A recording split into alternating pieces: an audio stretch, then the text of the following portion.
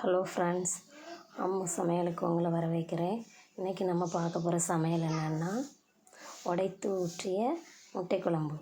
சீக்கிரமாக ரெடி பண்ணிடலாம். ஒரு கடாயில் 2 ஸ்பூன் எண்ணெய் ஊற்றி கடுகு, கொஞ்சமாக கருவேப்பிலை, ஒரு வரமிளகாய் போட்டு நல்லா தாளிச்சிட்டு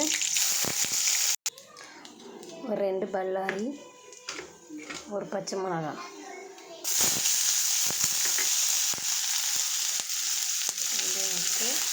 நல்லா பொன்னிறம் ஆகப்பட்டது நல்லா வதக்கி விடணும். கொஞ்சமாக உப்பு சேர்த்து வதக்கி விடணும்.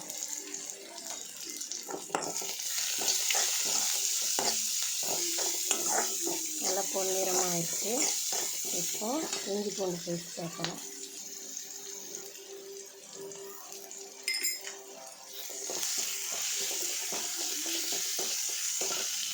இப்போ நம்ம வெட்டி வச்சுருக்கிற 2 தக்காளி சேர்த்துருக்கேன். 2 தக்காளியும் நல்லா வதக்கிட்டு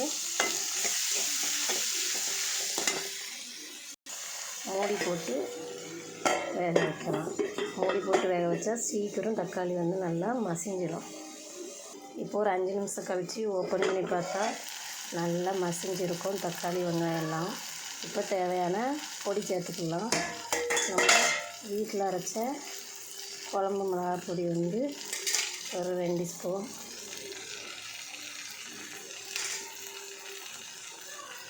மஞ்சள் பொடி ஒரு 1/2 டீஸ்பூன் எல்லாம் சேர்த்து நல்லா இப்படி மிக்ஸ் பண்ணணும்.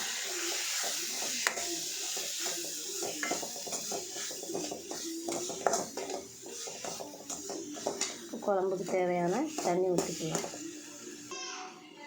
காரத்துக்கு தேவையான அளவு வத்தப்பொடியும் சேர்த்துக்கலாம். இப்போ குழம்புக்கு தேவையான அளவு தண்ணி ஊற்றி நல்லா கொதிக்க விடணும். இப்போ நம்ம ஓப்பன் பண்ணி பார்த்தா நல்லா கொதி வந்துச்சு. இப்போ நம்ம குழம்புக்கு தேவையான 1 ஸ்பூன் உப்பு சேர்த்துக்கலாம். நல்லா கலந்து விட்டுட்டு இப்போ நம்ம ஒவ்வொரு முட்டையாக நல்லா உடச்சி ஊற்றிக்கலாம்.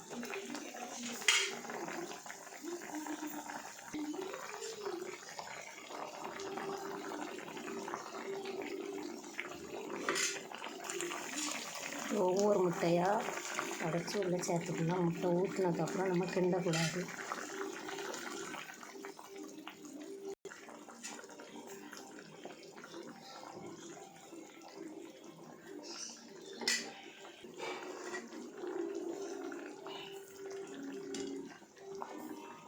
எங்களுக்கு 4 முட்டை போட்டிருக்கேன்.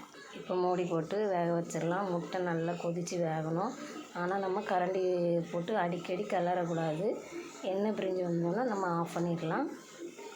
முட்டை நல்லா வெந்து வந்திருக்கு பாருங்கள்.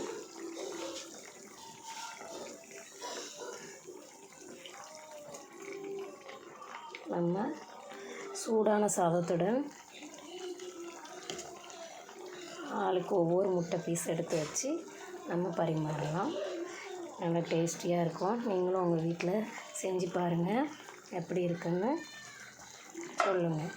தேங்க்யூ.